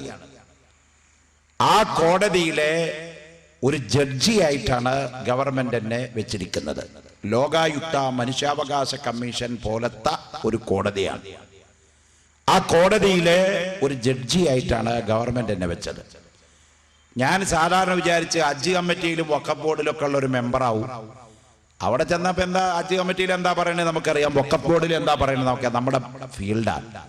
പക്ഷെ ഞാൻ അവിടെ ആ കോടതിയിൽ ചെന്നപ്പോഴാണ് എനിക്ക് ഏൽപ്പിക്കുന്ന ഉത്തരവാദിത്വം ഭയങ്കര ശക്തമാണെന്നറിഞ്ഞത്. കേരള ഹൈക്കോടതിയിലെ ജസ്റ്റിസിന്റെ മുമ്പിൽ ഞാൻ പോയി സത്യപ്രതിജ്ഞ ചെയ്തപ്പോഴാണ് ഞാൻ പഠിച്ചതല്ല ഇവിടെ വേണ്ടത് വേറൊരു അറിവാണെന്ന് ബോധ്യപ്പെട്ടത്. പക്ഷെ ഞാൻ അള്ളാഹുവാണ് സത്യം, അവന്റെ ഹബീബാണ് സത്യം. ഈ മജ്ലിസിൽ പറയാണ്, എനിക്ക് യാതൊരുവിധ കുലുക്കുണ്ടായില്ല. കാരണം ഞാൻ 1981 SSFന്റെ മെമ്പർഷിപ്പിൽ വളർന്നു വന്ന ഒരു മുസ്ലിയാരാണ്. 1981 ഞാൻ SSFന്റെ യൂണിറ്റ് കമ്മിറ്റിയുടെ സെക്രട്ടറിയാണ്. 1984 ഞാൻ SSFന്റെ ഞങ്ങളുടെ തലപ്പള്ളി താലൂക്കിന്റെ പ്രസിഡന്റാണ്. 1989 SSFന്റെ ജില്ലാ പ്രസിഡന്റായി. 990 SYSന്റെ ജില്ലാ സെക്രട്ടറിയായി. 93 സമസ്തയുടെ തൃശൂർ ജില്ലാ സെക്രട്ടറിയായി. അങ്ങനെ ചെറുപ്പം മുതല് SSFലൂടെ വളർന്നു വന്ന്, അന്ന് SBS ഇല്ല, SBS ഒക്കെ പിന്നീടാണ് ഉണ്ടായത്, അന്ന് SSF മാത്രമേ ഉള്ളൂ. അങ്ങനെ ചെറുപ്പം മുതലേ SSFലൂടെ വളർന്നു വന്ന് സംഘടനാ രംഗത്തിലൂടെ കയറി വന്ന് നമ്മുടെ മഹാന്മാരായ ഉസ്താദുമായി ബന്ധപ്പെട്ട് മർക്കസു സഖാഫത്ത് സുന്നിയയിൽ നിന്ന് ബഹുമാനപ്പെട്ട ശൈഖുന കാന്തപുരം ഉസ്താദിന്റെ കീഴിൽ 2 വർഷക്കാലം മർക്കസിൽ പഠിക്കാൻ കഴിഞ്ഞ ആ ഒരൊറ്റ ഭാഗ്യവും മാത്രമാണ് എന്റെ കൈമുതലായി അവിടെ ഉണ്ടായിരുന്നത്. ഞാൻ അവിടെ സത്യപ്രതിജ്ഞ ചെയ്ത് ആ കോടതിയിൽ സിറ്റിംഗിന്റെ ആദ്യത്തെ കേസ് തന്നെ എനിക്ക് കിട്ടുന്നത് കാസർഗോഡ് ജില്ലയിലെ ഉപ്പളയിലെ ഹനഫി വിഭാഗത്തിൽപ്പെട്ട തുർക്കാർ എന്ന് പറഞ്ഞൊരു വിഭാഗമുണ്ട്. ഉപ്പള എന്ന് പറഞ്ഞ സ്ഥലമുണ്ട് കാസർഗോഡ് ജില്ലയിൽ. അവിടെ ഹനഫി ബസാർ എന്ന് പറഞ്ഞൊരു അങ്ങാടി തന്നെ ഉണ്ട്. ഹനഫികള് അവര് പറയുന്നൊരു പേരാണ് തുർക്കാർ. അവരെ മുസ്ലിം സമുദായത്തിന്റെ ആനുകൂല്യങ്ങൾ നൽകാതെ തടയപ്പെട്ടുകൊണ്ട് കിടക്കുന്നത് 16 കൊല്ലമായി. അവർക്ക് മുസ്ലിമീങ്ങളുടെ ആനുകൂല്യം നൽകാറില്ല. കാരണം എന്താണെന്നറിയോ? നമ്മളൊക്കെ സ്കൂളിൽ ചേർക്കുന്ന സമയത്ത് നിങ്ങളൊക്കെ സ്കൂൾ സർട്ടിഫിക്കറ്റ് എടുത്തു നോക്കിയാൽ റിലീജിയൻ എന്ന് പറഞ്ഞൊരു കോളം കാണാം. റിലീജിയൻ എന്ന് ചോദിച്ചെടുത്ത് നമ്മൾ സാധാരണ എഴുതാറുള്ളത് ഇസ്ലാം എന്നാണ്. നിങ്ങളുടെ മതം ഏത്? ഇനി അപ്പുറത്ത് വീണ്ടും ചോദിക്കുന്ന കോളത്തിൽ നമ്മൾ എഴുതാറുള്ളത് മുസ്ലിം എന്നാണ്. പക്ഷെ കാസർഗോഡ് ജില്ലയില് ഈ പാവപ്പെട്ട ഹനഫികള് റിലീജിയൻ എന്ന് ചോദിച്ചെടുത്ത് അവർ ഹനഫി എന്ന് എഴുതി. അപ്പുറത്തെ കോളത്തില് അവർ തുർക്കാർ എന്ന് എഴുതി. തുർക്കാർ ഹനഫി എന്ന് പറഞ്ഞ 2 സാധനം 73 വിഭാഗമാണ് നമ്മുടെ കേരളത്തിലെ പിന്നാക്ക വിഭാഗ ജാതിയുള്ളത്. 73 വിഭാഗത്തിൽ എവിടെയും തുർക്കാറും ഇല്ല, ഹനഫി ഇല്ല. അവിടെ മുസ്ലിങ്ങൾ മാത്രമേ ഉള്ളൂ. അങ്ങനെ കഴിഞ്ഞ 13 കൊല്ലമായി കാസർഗോഡ് ജില്ലയില് മുസ്ലിം സമുദായത്തിന് ലഭിക്കേണ്ട അവകാശം ലഭിക്കാതെ കിടന്ന ആ തുർക്കാർ കമ്മ്യൂണിറ്റിയുടെ കേസ് കഴിഞ്ഞ മാസം 25-ാം തീയതി കാസർഗോഡ് കളക്ടറേറ്റിൽ വെച്ച് സിറ്റിംഗ് നടത്തി അവരെ വിളിച്ചു വരുത്തി അതിന്റെ യാഥാർത്ഥ്യം ജഡ്ജിയെ പറഞ്ഞ് മനസ്സിലാക്കി അവരുടെ കൺഫ്യൂഷൻ തീർത്ത് അവരെ മുസ്ലിമീങ്ങൾക്ക് ലഭിക്കേണ്ട ആനുകൂല്യത്തിൽ ഉൾപ്പെടുത്താൻ സാധിച്ചു. ഈ കമ്മീഷൻ എന്ന് പറഞ്ഞാൽ ഇതൊരു ജുഡീഷ്യറിയാ, ഒരു കോടതിയാ. എന്റെ ഓർമ്മ ശരിയാണെങ്കിൽ 1993 കമ്മീഷൻ ഉണ്ടാക്കുന്നത്. ആ കമ്മീഷൻ ഉണ്ടായതിന്റെ ശേഷം ഇന്ന് വരെ ഒരു മുസ്ലിയാര് ആ ഒരു പോസ്റ്റിലേക്ക് വന്നിട്ടില്ല. അവരുടെ ചരിത്രത്തിൽ ആദ്യത്തെ ഒരു സംഭവം കൂടി, ഒരു മുസ്ലിയാർ ഒരു കോടതിയിലെ ജഡ്ജിയായിട്ട് ഒരു മുസ്ലിയാരെ ഗവൺമെന്റ് ആ പോസ്റ്റിലേക്ക് വെക്കുന്നത്. പ്രോട്ടോകോൾ പ്രകാരം DGPയുടെ മുകളിലാണ് എനിക്ക് ഗവൺമെന്റ് തന്നിരിക്കുന്ന ഗ്രേഡ്. ഇപ്പോൾ DGPയെ പോയിട്ട് ഞാൻ സാർ എന്ന് വിളിക്കേണ്ട ആവശ്യമില്ല. പ്രോട്ടോകോൾ പ്രകാരം അയാൾ നമ്മളെ ഇങ്ങോട്ട് സാർ എന്ന് വിളിക്കണം. ഗവൺമെന്റിലെ ഏറ്റവും വലിയ ഉദ്യോഗസ്ഥന്റെ, മന്ത്രി കഴിഞ്ഞാൽ നേരെ ചുവട്ടിലിരിക്കുന്ന ഉദ്യോഗസ്ഥന്മാരുടെ ഏറ്റവും ടോപ്പ് റൈറ്റിലാണ് ഗവൺമെന്റ് നമുക്ക് ഇതിന്റെ ഗ്രേഡ് സമ്മാനിച്ചിരിക്കുന്നത്. അപ്പൊ ഞാൻ പറഞ്ഞു വരുന്നത്, ആ ഒരു സ്ഥാനത്തേക്ക് ഞാൻ ചെന്ന് സത്യപ്രതിജ്ഞ ചെയ്ത് അങ്ങ് കയറി ചെന്നപ്പോ ഹൈക്കോടതിയിൽ 11 കൊല്ലം ജഡ്ജിയായിരുന്ന ജസ്റ്റിസ് ശിവരാജൻ എന്നോട് ചോദിച്ചു, നിങ്ങളുടെ പേരെന്താ ചോദിച്ചു. ഞാൻ എഴുതി കൊടുത്തു, മുള്ളൂർക്കര മുഹമ്മദ് അലി സഖാഫി. ബ്രാക്കറ്റ് ഇട്ട് ഞാൻ എഴുതി MFS എന്ന്. അപ്പൊ ഈ എഴുതിയത് നിങ്ങൾ നോക്കുമ്പോ ഇപ്പുറത്തിരിക്കുന്ന ഒരു IAS കാരനാണ്. അയാൾ എന്നോട് ചോദിച്ചു, ഞങ്ങളുടെ ഈ SC/ST പിന്നാക്ക വിഭാഗത്തിലെ സെക്രട്ടറി സുധാകരൻ, അയാള് IAS കാരനാണ്. അയാൾ തീർച്ചു നോക്കിയിട്ട് പറഞ്ഞു, what is the meaning mister Saqafi MFS? എന്താണ് ഈ MFS എന്ന് പറഞ്ഞതിന്റെ അർത്ഥം എന്ന് ചോദിച്ചു. ഞാൻ തിരിച്ച് അയാളോട് ചോദിച്ചു, നിങ്ങളെ IAS എന്ന് എഴുതിയതിന്റെ അർത്ഥം എന്താ വെച്ചു. അപ്പൊ അയാൾ IASന്റെ ഫുൾ ഫോം പറഞ്ഞു. ഇന്ത്യയിൽ കൊടുക്കുന്ന ഏറ്റവും വലിയ ഉന്നതമായ ഡിഗ്രിയാണ് IAS. അതിന്റെ ചോട്ടിലാണ് IPS, IFS, അതിനൊക്കെ പിറകില. IAS ലഭിച്ച ഒരാള് കളക്ടറാകുമ്പോൾ അയാൾ ജില്ലാ ഭരണാധികാരിയാണ്, മജിസ്ട്രേറ്റാണ്. അപ്പൊ അയാള് എന്നോട് ചോദിച്ചു, ഈ MFS എന്താ പറഞ്ഞില്ലല്ലോ. ഞാൻ പറഞ്ഞു, നിങ്ങളുടെ കയ്യിലിരിക്കുന്ന ഡിഗ്രി കേരളത്തിലെ, ഇന്ത്യയിലെ ഏറ്റവും വലിയ ഡിഗ്രിയാണ്, സമ്മതിച്ചു. പക്ഷെ എന്റെ കയ്യിലിരിക്കുന്ന ഈ സഖാഫി ഡിഗ്രി ഉണ്ടല്ലോ, ലോകത്തിലുള്ള 122 കോടി മുസ്ലിങ്ങളെ പ്രതിനിധാനം ചെയ്യുന്ന മുസ്ലിം കമ്മ്യൂണിറ്റിയുടെ ഏറ്റവും വലിയ ഡിഗ്രിയാണ്. ലോകത്തിലെ ഇസ്ലാമിക കലാലയങ്ങളിൽ ഏറ്റവും വലിയ കലാലയമായ ഈജിപ്തിലെ ജാമിഉൽ അസ്ഹർ യൂണിവേഴ്സിറ്റിയുമായി ഇന്ത്യയിൽ നിന്ന് ആദ്യമായി ടൈഅപ്പ് ചെയ്യുകയോ അവിടേക്ക് ബന്ധം സ്ഥാപിക്കുകയും ചെയ്ത, ലോകത്തിലെ തന്നെ ജാമിഉൽ അസ്ഹറിനോളം ഉയർന്നു നിൽക്കുന്ന കാരന്തൂർ മർക്കസ് സഖാഫത്ത് സുന്നിയിൽ നിന്ന് 10 കൊല്ലത്തെ കഠിനാധ്വാനത്തിന്റെ ഫലമായി നേടിയെടുത്ത ഡിഗ്രിയാണ് സഖാഫി എന്ന് പറഞ്ഞപ്പോൾ അദ്ദേഹം അവിടുന്ന് നെയ്ച്ചിട്ട് എന്നോട് പറഞ്ഞു, കൺഗ്രാറ്റുലേഷൻ മിസ്റ്റർ സഖാഫി. എനിക്കതിനെ പറ്റി അറിവുണ്ടായിരുന്നില്ല. അദ്ദേഹം പറഞ്ഞു, ഞാൻ IASന് 10 കൊല്ലമൊന്നും കയ്യിലെത്തിയിട്ടില്ല. നിങ്ങൾ 10 കൊല്ലമൊക്കെ പഠിച്ചിട്ട് അത് കിട്ടിയതില്ല. അത് ഡിപ്ലോമ എന്നല്ല, 2.5 മാസം കൊണ്ട് എഴുതി ഉണ്ടാക്കുന്ന ഡിപ്ലോമ അല്ല നമ്മുടെ കയ്യിലുള്ളത്. അതുകൊണ്ട് പ്രിയപ്പെട്ട സഹോദരന്മാരെ, ഫഖാലൽ ഇൽമു നൂറുല്ലാഹി ഹഖാ ونور الله لا يعطى لآسي شكوت إلى وكيء سوء حفظي وأوصاني بترك للمعاصي. അർഹമുർറാഹിമായ റബ്ബിന്റെ ഭാഗത്ത് നിന്ന് വന്ന പ്രകാശമാകുന്നു നമ്മുടെ കയ്യിലുള്ള ഇൽമ്. റബ്ബിന്റെ ബുദ്ധിയേക്കാൾ വലിയ വിവരം ആർക്കുണ്ട് ഇവിടെ പ്രിയപ്പെട്ടവരെ? അള്ളാഹുവിന്റെ ബുദ്ധിയെ കവച്ചു വെക്കുന്ന ഒരു ബുദ്ധി ലോകത്താർക്കെങ്കിലും നൽകപ്പെട്ടിട്ടുണ്ടോ? ഇല്ല. അതുകൊണ്ട് തന്നെയാണ് നമ്മുടെ കയ്യിലിരിക്കുന്ന വിദ്യാഭ്യാസം കാലഹരണപ്പെട്ടു പോകാത്ത വിദ്യാഭ്യാസമാണ്. ലോകാവസാനം വരെയുള്ള സകല കാര്യങ്ങളിലേക്കും ഉതകുന്ന വിദ്യാഭ്യാസത്തിന്റെ സകല അടിസ്ഥാന ഘടകങ്ങളും നമ്മുടെ ഇസ്ലാമിക വിദ്യാഭ്യാസത്തിലുണ്ട്. പരിശുദ്ധ ഖുർആനും ഹദീസുകളും ആ വഴിക്ക് നമ്മളെ പഠിപ്പിച്ചിട്ടുണ്ട്. അതുകൊണ്ടൊരു തിരിച്ചറിവ് നമുക്കുണ്ടായിരിക്കണം. പണ്ഡിതനായത് മോശമുള്ള ഏർപ്പാടല്ല. അതിന് ചിലർക്ക് തോന്നും ശമ്പളം കുറവാണല്ലോ, അങ്ങനെ പറയാറുണ്ട് ചിലവർ. അതിപ്പോ ജീവിക്കാൻ പറ്റില്ല. എന്തേ, ഒരു മുസ്ലിയാരായപ്പോ പള്ളിയിൽ കിട്ടാൻ പോണ് 10,2,500 രൂപ, അല്ലെങ്കിൽ 3,000 അല്ലെങ്കിൽ 5,000 കൂട്ടിക്കോ. 1 കിലോ അറക്കിയ മേടിക്കണമെങ്കിൽ 300 രൂപ. മുസ്ലിയാർക്ക് കിട്ടുന്ന പൈസ കൊണ്ട് 3 ദിവസം ആഗോലി അറക്കിയ മേടിച്ചാൽ 4ാമത്തെ ദിവസം അവന്റെ കുടുംബം പട്ടിണിയാവും. കൊല്ലാവുന്ന ഒരു അരി, 1 കിലോ അരി കിട്ടണമെങ്കിൽ പീടിയെ പോയി മേടിക്കുമ്പോ 21 രൂപ കൊടുക്കണം. അല്ലെങ്കിൽ മേടിച്ച അരി കൊണ്ട് ഭക്ഷിക്കാൻ പറ്റാത്ത അരിയാൻ. ഇങ്ങനെ അങ്ങോട്ട് നിത്യോപയോഗ സാധനങ്ങളുടെ വിലവർധനവും നമ്മുടെ മുസ്ലിയാരുടെ ശമ്പളം കൂടി പെരുക്കി നോക്കുമ്പോ അതുകൊണ്ട് ജീവിക്കാൻ പറ്റൂല. അതുകൊണ്ട് ഈ പ്രൊഫഷൻ സ്വീകരിക്കാൻ കുറെ ആളുകള് ദുനിയാവിന്റെ കാര്യം പറഞ്ഞുകൊണ്ട് പിറകോട്ട് പോകപ്പെടുകയാണ്. എന്നാൽ എന്റെ പ്രിയപ്പെട്ടവരെ, +2 കഴിഞ്ഞ് BA ഡിഗ്രി എടുത്ത്, B.Ed എടുത്ത്, പ്ലസ് MA കൂടി എടുത്ത്, MA B.Ed ഉള്ള ഒരാൾക്ക് മാത്രമാണ് ഒരു സെക്കൻഡറി സ്കൂളിന്റെ പ്രിൻസിപ്പളാകാൻ പാടുള്ളൂ. അപ്പൊ MA BEd എടുത്ത സ്വകാര്യ മേഖലയിൽ ജോലി ചെയ്യുന്ന ഒരു പ്രിൻസിപ്പാൾക്ക് ലഭിക്കുന്ന ശമ്പളം എത്രയെ? നിങ്ങൾ സ്കൂൾ നടത്തണമെങ്കിൽ അറിയാം, മാക്സിമം ഒരു 5000 രൂപ അല്ലേ? പിന്നെ ക്യാപിറ്റേഷൻ ഫീസ് ഇല്ല, TA ഇല്ല, DA ഇല്ല, മൗലൂദ് ഓതിയിട്ട് കാശിട്ടില്ല, ദ്വാരന്നിട്ടും കിട്ടില്ല, വേറൊരു പരിപാടിക്കും കിട്ടൂല. അപ്പൊ അയാൾക്ക് ലഭിക്കുന്ന 5000 രൂപ ഒരു MA BEd എത്ര കഷ്ടപ്പെട്ട് പഠിച്ച് ഡിഗ്രി വാങ്ങിച്ചു വരുന്നവന് 5000 രൂപയാണ് ശമ്പളം എന്നുള്ളത് കൊണ്ട് അയാൾ നേടിയ വിദ്യ മോശമായതാണോ പ്രിയപ്പെട്ടവരെ? അല്ല കേട്ടോ.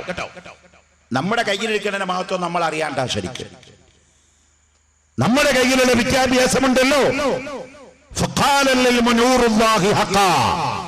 അല്ലാഹുവിന്റെ പ്രകാശമാണ് നമ്മുടെ കയ്യിലുള്ള വിദ്യാഭ്യാസം. ലോകത്തുള്ള വിദ്യാഭ്യാസം ഒന്നും അങ്ങനത്തെ വിദ്യാഭ്യാസമല്ല. അതുകൊണ്ട് തന്നെ നാം നേടിയെടുക്കുന്ന ഈ വിദ്യാഭ്യാസം പ്രാക്ടിക്കലായിട്ട് നാം ജീവിക്കുന്ന സമൂഹത്തില് അതിനെ എങ്ങനെ ഇംപ്ലിമെന്റ് ചെയ്യണമെന്നുള്ളതില് വളരെ ശക്തമായ ഒരു പുനരാലോചന മുസ്ലിം കമ്മ്യൂണിറ്റിയുടെ, മുസ്ലിം പണ്ഡിതന്മാരുടെ, മുസ്ലിം നേതൃത്വത്തിന്റെ ഭാഗത്ത് നിന്നുണ്ടാവണം കേട്ടോ.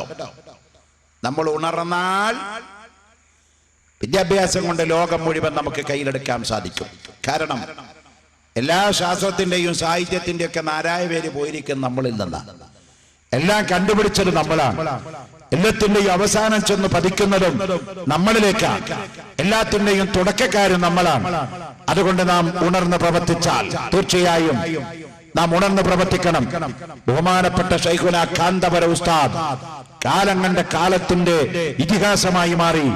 എന്റെ പ്രിയപ്പെട്ടവരെ, തെന്നലയിലെ മർക്കസ് തുടങ്ങാനും കേച്ചേരിയിൽ മമ്പത് തുടങ്ങാനും മറ്റു പല സ്ഥാപനങ്ങൾ തുടങ്ങാനും സുന്നികളെ വിദ്യാഭ്യാസത്തിന്റെ ഭാഗത്തേക്ക് കൈപ്പിടിച്ചുയർത്തിക്കൊണ്ടുവന്ന് അൽ ഇൽമു ഹയാത്തുൽ ഇസ്ലാം, ജീവനുള്ള മതം വേണമെങ്കിൽ വിദ്യാഭ്യാസമുള്ള മുസ്ലിം വേണമെന്നുള്ളതിലേക്ക് ഇന്ത്യ രാജ്യത്തെ മുസ്ലിങ്ങൾ മുഴുവൻ ഒരു ദിശാബോധമുണ്ടാക്കി തീർത്ത ഏറ്റവും വലിയ മഹാപണ്ഡിതനാണ് ശൈഖുന കാന്തപുര ഉസ്താദ്. അതിൽ നിന്ന് പ്രചോദനമാണ് ഇന്ന് കേരളത്തിന്റെ ഒരു തല മുതൽ മറ്റേ തല വരെ, ഇന്ത്യയുടെ ഒരു തല മുതൽ മറ്റേ തലം വരെ വിദ്യാഭ്യാസപരമായ ഉയർത്തെഴുന്നേൽപ്പ് മുസ്ലിം സമുദായത്തിൽ വർദ്ധിച്ചുകൊണ്ടിരിക്കുന്നത്. നമ്മൾ പഠിച്ചാൽ എല്ലാവരേക്കാൾ മുന്നിലാണ്.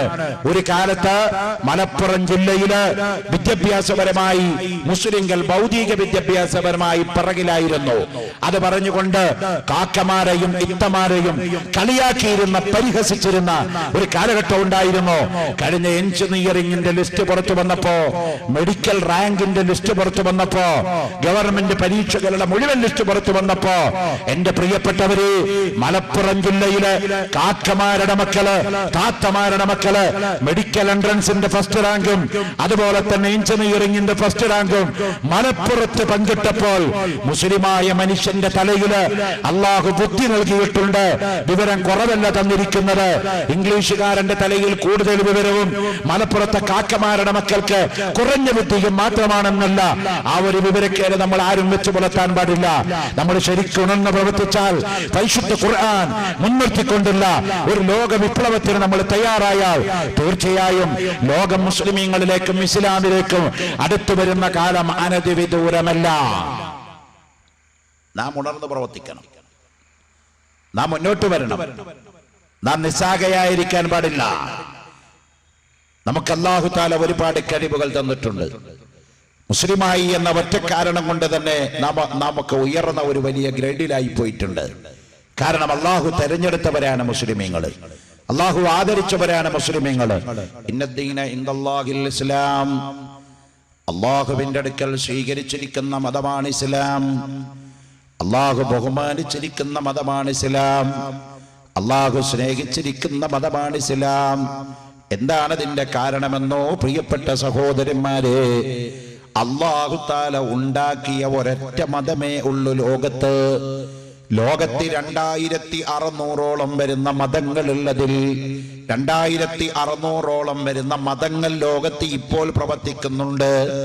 ആ 2600 മതങ്ങളിൽ അല്ലാഹു തആല ഉണ്ടാക്കിയ ഏക മതം അത് പരിശുദ്ധ ദീനുൽ ഇസ്ലാം മാത്രമാകുന്നു. അള്ളാഹുവിന്റെ ബുദ്ധിയാണ് ഞാൻ നേരത്തെ പറഞ്ഞല്ലോ ഇസ്ലാം. അള്ളാഹുവിന്റെ പ്രഖ്യാപനമാണ് ഇസ്ലാം. ഒരു കാലത്തും തളരാതെ തകരാതെ മുന്നോട്ട് പോകുന്ന മതമാണ് ഇസ്ലാം. അതിന്റെ ആശയം 100% പെർഫെക്റ്റ് ആണ്. നിങ്ങൾ കണ്ടില്ലേ, പരിശുദ്ധ ഖുർആൻ മാറ്റി എഴുതണമെന്ന് പറഞ്ഞ് ലോകം മുഴുവൻ നടന്ന് ഓടിച്ചാടി പ്രസംഗിച്ച് നടന്ന ഒരു എഴുത്തുകാരി, ബംഗ്ലാദേശിൽ ഒരു എഴുത്തുകാരിയായ പെണ്ണ്, അവൾ അടുത്ത ദിവസം വീണ്ടും ഇന്ത്യയിലേക്ക് പറന്നു വന്നിട്ടുണ്ട്. അവളൊരു മുസ്ലിം ലാബിളിൽ നടക്കുന്ന പെണ്ണാണ്. തസ്ലീമ എന്ന് പേര് സ്വീകരിച്ച പെണ്ണുണ്ടല്ലോ, പരിശുദ്ധ ഖുർആനിനെതിരെ ലജ്ജ എന്ന് പറഞ്ഞൊരു നോവൽ എഴുതിയിട്ട് ഖുർആൻ കാലഹരണപ്പെട്ടു പോയ മതഗ്രന്ഥമാണ്, അതുകൊണ്ട് അത് പറിച്ചു മാറ്റണമെന്ന് എഴുതപ്പെട്ടില്ലേ. എന്നാൽ എന്റെ പ്രിയപ്പെട്ടവരെ, ലോകത്ത് നടക്കുന്ന ഓരോ സംഭവങ്ങളുടെ വെളിച്ചവും എടുത്ത് പരിശോധിച്ചു നോക്കിയാൽ ഖുർആൻ കാലഹരണപ്പെട്ടതല്ല എന്ന് ആധുനിക ലേറ്റസ്റ്റ് സംവിധാനങ്ങൾ നമ്മെ വിളിച്ചറിയിക്കുകയാണ്. നിങ്ങൾ നോക്കൂ, 2 ദിവസങ്ങൾക്ക് മുമ്പേ ഇന്നലത്തെ ടിവിയിലും പത്രത്തിലും ഇന്നത്തെ പത്രത്തിലൊക്കെ നിറഞ്ഞു നിന്നിരുന്ന സംഭവം, ഒരു കത്തോലിക്ക സഭയിലെ ഒരു കന്യാസ്ത്രീ ചത്തുപോയ സംഭവമാണ്. ആത്മഹത്യ ചെയ്തു പോയി. പോലീസിന്റെ FIR-ൽ പ്രാഥമിക റിപ്പോർട്ടിൽ ഫസ്റ്റ് ഇൻഫർമേഷൻ റിപ്പോർട്ട്, അതാണ് FIR. ആ പോലീസിന്റെ FIR-ൽ ആദ്യം വന്ന കഥ എന്താണ്? ആ കന്യാസ്ത്രീയുടെ തൂങ്ങി മരണത്തിന്റെ പിറകിൽ മറ്റൊരു കന്യാസ്ത്രീ അവളെ ശാരീരികമായി സ്വവർഗഭോഗം നടത്താൻ പ്രേരിപ്പിച്ചു. അതിൽ മനം നൊന്തുകൊണ്ട് ഒരു കന്യാസ്ത്രീ ആത്മഹത്യ ചെയ്ത, കേരളം മൂക്കുപൊത്തി പിടിക്കേണ്ട, ചെകിടടച്ച് പിടിക്കേണ്ട ഏറ്റവും വലിയ ബീഭത്സകരമായ ഒരു വാർത്തയുമായിട്ടാണ് ഇന്നലത്തെയും ഇന്നത്തെയും പത്രം പുറത്തു വരുന്നത്. പരിശുദ്ധ ഇസ്ലാം വളരെ നേരത്തെ തന്നെ ഇതിന്റെ അസ്വാഭാവികതയിലേക്ക് വിരൽ ചൂണ്ടിയിട്ടുണ്ട്. അതുകൊണ്ടാണ് മഹാന്മാരായ പണ്ഡിതന്മാര് തന്നെ പ്രതിപാദിച്ചല്ലോ, ഒരു പുരുഷൻ വികാരത്തോടുകൂടെ ഒരു പുരുഷന്റെ മുഖത്തേക്ക് നോക്കൽ പോലും വ്യഭിചാരമാകുന്നു. വികാരത്തോടുകൂടെ ഒരു പുരുഷന്റെ മുഖത്തേക്ക് നോക്കൽ വ്യഭിചാരമാണ്. വ്യഭിചാരത്തിന്റെ പട്ടികയിൽ വേറെ ഒരു മതവും ഒരു വർഗ വിഭാഗത്തിൽപ്പെട്ട ഒരേ ലിംഗത്തിൽപ്പെട്ട ആളുകള് ഒരാളുടെ മുഖത്തേക്ക് നോക്കൽ വ്യഭിചാരമാണെന്ന് ലോകത്ത് ഇസ്ലാം മതമല്ലാതെ വേറെ ഒരു മതവും പറയാൻ ധൈര്യപ്പെട്ടിട്ടില്ല.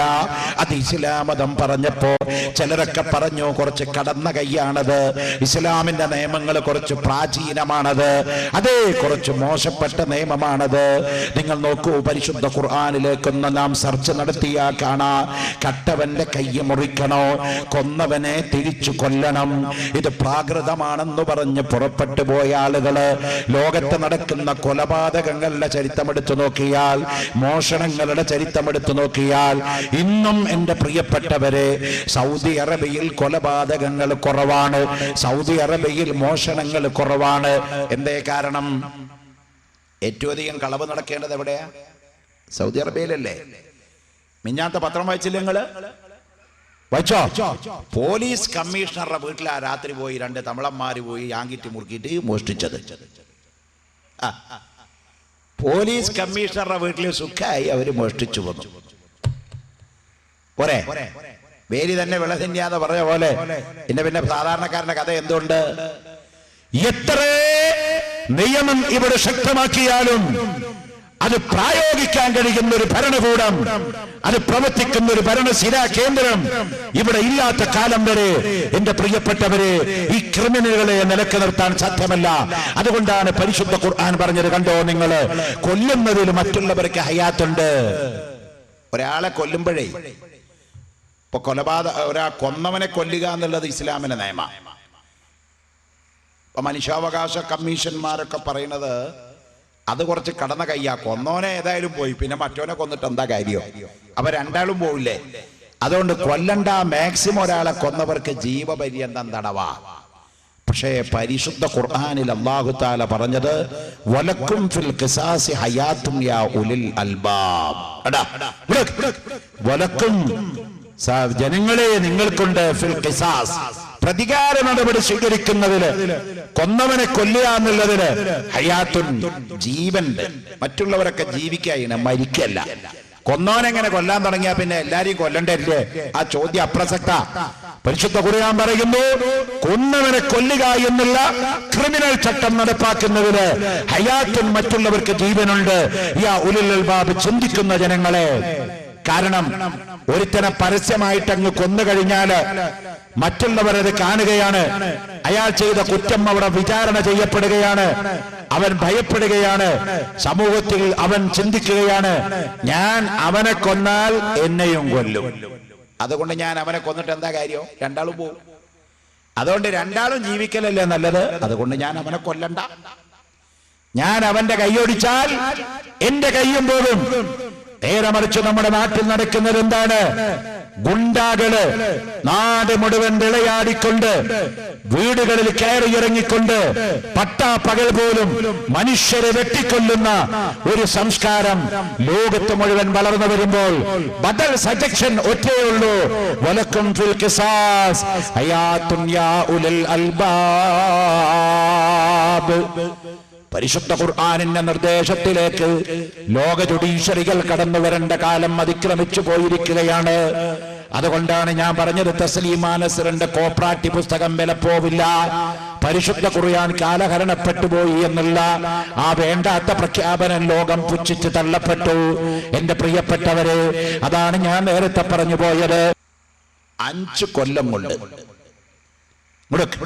കഴിഞ്ഞ 5 കൊല്ലം കൊണ്ട് നമ്മുടെ കേരളത്തിൽ എത്ര പെണ്ണുങ്ങളെ മാനഭംഗപ്പെടുത്തി എന്ന് നിയമസഭയിൽ അതാത് കാലത്തെ മന്ത്രിമാര് പറഞ്ഞ കണക്ക് വെച്ച് നോക്കുമ്പോ 5 കൊല്ലം കൊണ്ട് 9,000 സ്ത്രീകളെ ഈ കൊച്ചു കേരളത്തില് 3.25-4 കോടി ജനങ്ങൾ ജീവിക്കുന്ന കേരളത്തിൽ 9,000 സ്ത്രീകളെ ശരിക്കും ലൈംഗികമായി ചൂഷണം ചെയ്യപ്പെട്ടു.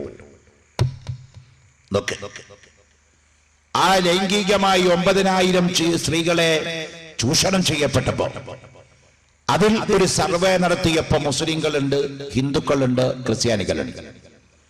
പക്ഷേ ഒരൊറ്റ സ്ഥലത്ത് പോലും പർദ്ദ ധരിച്ചുപോയ പെണ്ണിന് നേരെ കയ്യേറ്റം നടന്നിട്ടില്ല. പർദ്ദ ഒരു മോശമായ വസ്ത്രമാണ്, അത് ധരിക്കുന്നത് അപരിഷ്കൃതാണ്, അത് പ്രായോഗികമല്ല എന്നൊക്കെ പറഞ്ഞ് വീമ്പിളൊക്കെ നടക്കുന്ന ആൾക്കാരുണ്ടല്ലോ. അവരോടാ പറയണത്, പർദ്ദ ധരിച്ചു പോയ ഒരൊറ്റ പെണ്ണിനെ പോലും 9,000 പർദ്ദധാരിയുമില്ല. അതേ സമയത്ത് എറണാകുളത്ത് ഒരു ലോഡ്ജ് റൈഡ് ചെയ്തപ്പോ അവിടെ നിന്ന് പിടിച്ചെടുക്കപ്പെട്ട 5 സ്ത്രീകളിൽ 2 മുസ്ലിം സ്ത്രീകൾ ഉണ്ടായിരുന്നു. പക്ഷെ അവർ പർദ്ദധാരികളല്ല. പർദ്ദ ധരിച്ച ഒരൊറ്റ പെണ്ണിന്റെ നേർക്കും ബസ്സുകളിൽ കയ്യേറ്റം നടന്നില്ല. പർദ്ദ ധരിച്ച ഒരൊറ്റ പെണ്ണിന്റെ നേർക്കും വാഹനങ്ങളിൽ അപമര്യാദയായി പെരുമാറിയില്ല. പർദ്ദ ധരിച്ചവൾ റോട്ടിലൂടെ പോകുന്ന സമയത്ത് ലൈംഗിക വികാരത്തോടെ അവൾ ആരും കമന്റ് പറഞ്ഞില്ല. എന്താ കാരണം? പർദ്ദ നൽകുന്ന ഒരു വലിയ തിരിച്ചറിവിന്റെ സന്ദേശമുണ്ട്. ആ സന്ദേശമാണ് ഇസ്ലാം പർദ്ദയെ ഉയർത്തിക്കാണിച്ചത്. മാതൃഭൂമി ആഴ്ചപ്പതിപ്പിന്റെ 4 പേജ് മുഴുവൻ ഇസ്ലാമിന്റെ പർദ്ദയെ നിശിതമായി വിമർശിച്ചുകൊണ്ട് ഒരു മുസ്ലിം നാമധാരിയായ ഒരു മനുഷ്യൻ കാടത്തരമയമായ ലേഖനം എഴുതുകയുണ്ടായി. നിങ്ങൾ വായിച്ചു കാണും. വായിച്ചിട്ടില്ലെങ്കിൽ അത് കയ്യിൽ കിട്ടുന്നവരൊക്കെ ഒന്ന് വായിക്കേണ്ട സാധനമാണ്. അത്രയധികം പർദ്ദയെ വളരെ മോശമായി ചിത്രീകരിച്ചുകൊണ്ട് ഒരു മുസ്ലിം നാമധാരി മാതൃഭൂമിയുടെ ആഴ്ചപ്പതിപ്പിൽ 4 ഖണ്ഡം ലേഖനം എഴുതിയപ്പോൾ എന്റെ പ്രിയപ്പെട്ട സഹോദരന്മാരെ, പർദ്ദ ധരിച്ചു പോയ ഒരൊറ്റ പെണ്ണ് പോലും പീഡിപ്പിക്കപ്പെടുന്നില്ല, അവളെ വ്യഭിചരിക്കപ്പെടുന്നില്ല എന്ന് വരുമ്പോ ലോകത്തിന്റെ നേതാവ് അഷ്റഫുൽ ഖൽഖ് മുഹമ്മദുർ റസൂലുള്ളാഹി സ്വല്ലല്ലാഹു അലൈഹി വസല്ലം തങ്ങൾ അവിടുത്തെ ഭാര്യമാരോട് പറഞ്ഞില്ലേ, പരിശുദ്ധ ഖുർആൻ പ്രഖ്യാപിച്ചില്ലേ, നിങ്ങൾ അന്യപുരുഷന്മാരുടെ മുന്നിലേക്ക് പോകുമ്പോ പുറത്തിറങ്ങുന്ന സമയത്ത് നിങ്ങൾ ശരീരം മറക്കുന്ന വസ്ത്രം ധരിച്ചിട്ടല്ലാതെ പർദ്ദ ധരിച്ചിട്ടല്ലാതെ പുറത്തു പോകാൻ പാടില്ല. പരിശുദ്ധ ഖുർആനിന്റെ പ്രഖ്യാപനം എന്റെ പ്രിയപ്പെട്ട ഉമ്മമാരെ, അത് കാലഹരണപ്പെട്ടു പോയതല്ല, അളവറ്റതയോടെ തള്ളിക്കളയേണ്ടതല്ല. നിങ്ങളുടെ കരടിന്റെ കഷ്ടമായി സൂക്ഷിച്ചു വെച്ചിരിക്കുന്ന പ്രിയപ്പെട്ട ഭർത്താവിന് മാത്രം നൽകപ്പെടേണ്ട നിങ്ങളുടെ പ്രിയപ്പെട്ട വിലപിടിപ്പുള്ള കനിയുണ്ടല്ലോ, അത് അപഹരിക്കപ്പെടാതിരിക്കാൻ ലോകത്തൊരൊറ്റ സുരക്ഷിതത്വമേയുള്ളൂ, അത് പർദ്ദ ധരിക്കൽ തന്നെ. സുരക്ഷിതത്വത്തിന്റെ വസ്ത്രമാ പർദ്ദ. തസ്ലീമാ നസ്റിൻ വിമർശിച്ചത് പർദ്ദയൊക്കെ പൊട്ടിച്ചു കളയണമെന്നാണ്. പർദ്ദയൊന്നും മുസ്ലിം പെണ്ണുങ്ങൾ എടുക്കാൻ പാടില്ല, ഒക്കെ നൈറ്റ് ഗൗണും മിഡിയും ടോപ്പും അല്ലെങ്കിൽ ഷെഡിയും ബ്രേസിയറും മാത്രം ഇട്ട് പോകുന്ന ഒരു കാലം. അതാണ് ഫാഷൻ. അടുത്ത ദിവസം ഒളിമ്പിക്സ് ഇപ്പൊ തുടങ്ങിയല്ലോ മോനെ അല്ലേ. ഒരു സ്വർണം കിട്ടിയേന്ന് പറഞ്ഞിട്ട് നമ്മൾ ചാടിക്കളിയാ. ചൈനക്കാർക്ക് 100 സ്വർണം കിട്ടിയിട്ടും അവിടെ ആരും ഒന്നും കാട്ടണില്ല. നമ്മൾ എവിടുന്ന ഒരു സ്വർണം കിട്ടിയപ്പോഴേക്കും ആകെ ബോധം കെട്ട് വീണുപോയി. ആവട്ടെ, കൊണ്ടൊരാൾ പറഞ്ഞ പോലെ നെല്ല് കാണാത്ത കോയി അരി കിട്ടുമ്പോൾ ഉണ്ടാക്കുന്ന ഒരു വേവലാതി നമ്മളൊക്കെ കാണിച്ചു കൂട്ടും. ഞാനത് മോശമായി പറയല്ല കേട്ടോ, അല്ലേ തന്നെ. പക്ഷേ സ്പോർട്സിന് വളരെ ഇമ്പോർട്ടന്റ് കൊടുക്കേണ്ടത് തന്നെയാണ്. പക്ഷേ സ്പോർട്സിന് കൊടുക്കുന്ന ഇമ്പോർട്ടന്റിന്റെ പകുതി ഇമ്പോർട്ടന്റ് ഈ രാജ്യത്തെ പാവപ്പെട്ട ജനങ്ങളുടെ വീടില്ലാത്തവർക്ക് വീടുണ്ടാക്കാനും ഭക്ഷണം കിട്ടാത്തവന് ഭക്ഷണം കൊടുക്കാനും ഈ രാജ്യത്തെ ഗവൺമെന്റുകൾ ഉയർത്തിപ്പിടിക്കണോ. അതാണ് മനുഷ്യന്റെ അടിസ്ഥാന സൗകര്യങ്ങളിൽ ഏറ്റവും വിലപ്പെട്ടത്. ഒളിമ്പിക്സിൽ പോയിട്ട് സ്വർണം കിട്ടിയ അഭിനവിന്റെ പേരും പറഞ്ഞിട്ട് ഇരുന്നാൽ വയറ് നിറയോ മോനെ? വീടില്ലാത്തവന് വീടുണ്ടാകുമോ മോനെ? അവന് കോടികൾ ഓഫർ ചെയ്യാൻ ആളുണ്ട്. ഇതേപോലത്തെ സ്ഥാപനങ്ങളെ സഹായിക്കാൻ ഗവൺമെന്റുകൾ മുന്നോട്ട് വരണം. കാരണം ഒരു ഗവൺമെന്റ് പോലും കഴിയാത്ത കാര്യങ്ങളാണ് 5000 10,000 കുട്ടികളൊക്കെ സമൂഹത്തിന്റെ താഴേക്കടയിൽ കിടക്കുന്ന ആളുകളെ ഉയർത്തിക്കൊണ്ടുവരിക എന്നുള്ളത്. ഇത് ചെയ്യേണ്ടത് വാക്കവിയോ ഞാനോ നിങ്ങളൊന്നും അല്ല. ആരാ? ഇന്ത്യൻ ഭരണഘടന പറയുന്നത് സമൂഹത്തിലെ താഴെ കിടക്കുന്ന ആളുകളെ മേലേക്കടയിലുള്ളവരോട് എത്തിക്കേണ്ട ഉത്തരവാദിത്തം അതാത് ഭരണം നടത്തുന്ന ഭരണാധിപന്മാർക്കുള്ളതാണ്. അതെ, അതുകൊണ്ടാണ് രജീന്ദർ സച്ചാർ എഴുതിയ റിപ്പോർട്ടില് 404 പേജുള്ള റിപ്പോർട്ട് വായിച്ചു നോക്കിയാൽ നിങ്ങൾക്ക് കാണാം. ഇന്ത്യയിലെ ആദിവാസികളെക്കാൾ, ഇന്ത്യയിലെ മുളയനേക്കാൾ, ഇന്ത്യയിലെ ചെറുമക്കളെക്കാൾ, ഇന്ത്യയിലെ പട്ടികജാതി പട്ടികവർഗങ്ങളെക്കാൾ പിന്നാക്കം നിൽക്കുന്ന വർഗം ഇന്ത്യയിലെ മുസ്ലിങ്ങളാണ്. അതുകൊണ്ട് തന്നെ ഗവൺമെന്റുകൾ ഒളിമ്പിക്സിനും മറ്റും കൊടുക്കുന്ന പ്രാധാന്യത്തോടുകൂടെ തന്നെ പാവപ്പെട്ട ജനങ്ങളെ മുന്നോട്ട് കൊണ്ടുവരാനുള്ള വിഷയത്തിലേക്ക് ഗവൺമെന്റിന്റെ ശ്രദ്ധ അടിയന്തരമായി പതിയണോ. പ്രത്യേകിച്ച് മുസ്ലിം സമുദായത്തെ. മുസ്ലിം സമുദായം ഇന്നും അവഗണിക്കപ്പെട്ട് കിടക്കുക. അതിൽ നിന്ന് ഇങ്ങനെ വല്ല സ്ഥാപനമോ വല്ല കോളേജോ എത്തിങ്ങനെയൊക്കെ ഉണ്ടായിട്ട് 10 കുട്ടികളൊക്കെ നേരെയായി പോയി എവിടെങ്കിലും വല്ല പോലീസിലോ അല്ലെങ്കിൽ വിദ്യാഭ്യാസ വകുപ്പിലോ ആഭ്യന്തരത്തിലോ റെയിൽവേയിലോ ഒക്കെ 10 പേർക്ക് ജോലി കിട്ടിയതൊഴിച്ചാൽ കാര്യമായ ഒരു പുരോഗതിയൊന്നും മുസ്ലിം സമുദായത്തില് ഇന്ത്യ രാജ്യത്തെ ഗവൺമെന്റിന്റെ ഇടയിൽ ഉണ്ടാക്കിയെടുക്കാൻ സാധിച്ചിട്ടില്ല പ്രിയപ്പെട്ടവരെ. അതുകൊണ്ട് പ്രിയപ്പെട്ട സഹോദരന്മാരെ, ഒളിമ്പിക്സ് ഇവിടെ വലിയൊരു മെഡലും വാങ്ങി നിൽക്കുന്ന ഫോട്ടോ നിങ്ങൾ പത്രത്തിൽ കണ്ടു. എന്നാൽ അതിന്റെ 2 ദിവസം മുമ്പത്തെ മാതൃഭൂമിയുടെ ആ സ്പോർട്സ് പേജ് ഒന്ന് നോക്കിയാൽ നിങ്ങൾക്ക് കാണാം മനുഷ്യൻ എത്രമാത്രം തരം താന്നു പോയി. ലഹും ഖുലൂബുൻ ലാ യഫ്ഖഹൂന ബിഹാ വലഹും അയ്യുനുൻ ലാ യുബസിറൂന ബിഹാ വലഹും ആദാനുൻ ലാ യസ്മഊന ബിഹാ ഉലൈക കൽ അൻആം. പുരോഗമനങ്ങൾ നമ്മളെ അധപ്പതിപ്പിക്കുന്നതിന്റെ തെളിവാണ് 2 ദിവസം മുമ്പെയുള്ള മാതൃഭൂമിയുടെ സ്പോർട്സ് പേജ്. അമേരിക്കക്കാരിയായ ഒരു പെണ്ണ്, അവള് നൂല് ബന്ധമില്ലാത്ത ഒരു ഫോട്ടോ, അവളുടെ ഒറിജിനൽ നഗ്ന ഫോട്ടോ ഒളിമ്പിക്സിന്റെ സ്റ്റേഡിയത്തിൽ അവൾ ഇങ്ങനെ ഉയർത്തിക്കാണിച്ചിരിക്കുകയാണ്. ഒരു ഷെഡി പോയിട്ട് അരണച്ചരട് പോലും ഇടാത്തിരിക്കുന്ന ഒരു ഫുൾ നഗ്ന ഫോട്ടോ അവൾ മാലോകരെ കാണിച്ചുകൊണ്ട് ഉയർത്തിപ്പിടിച്ചിരിക്കുകയാണ്. അതിന്റെ ചുവട്ടിൽ അടിക്കുറിപ്പ് എഴുതിയിരിക്കുകയാണ് തന്റെ സ്വന്തം നഗ്ന ഫോട്ടോ ഒളിമ്പിക് സ്റ്റേഡിയത്തിൽ അമേരിക്കയുടെ താരം പ്രദർശിപ്പിച്ചപ്പോൾ ഉടുതുണി എടുക്കാതെ നിൽക്കുന്ന ഫോട്ടോ പ്രദർശിപ്പിക്കൽ അന്താരാഷ്ട്ര മര്യാദക്ക് വിരുദ്ധമാണ്. നിങ്ങളുടെ തെന്നലയിലൂടെ ഒരാൾ തുണിയെടുക്കാതെ വിവരമുള്ളവൻ പോയാൽ അയാളെ അറസ്റ്റ് ചെയ്യാനുള്ള നിയമം ഇവിടെ ഭരണഘടന നൽകുന്നുണ്ട്. അത് മറ്റുള്ളവരുടെ ലജ്ജയെ ഇല്ലാതെയാക്കുന്നതാണ്.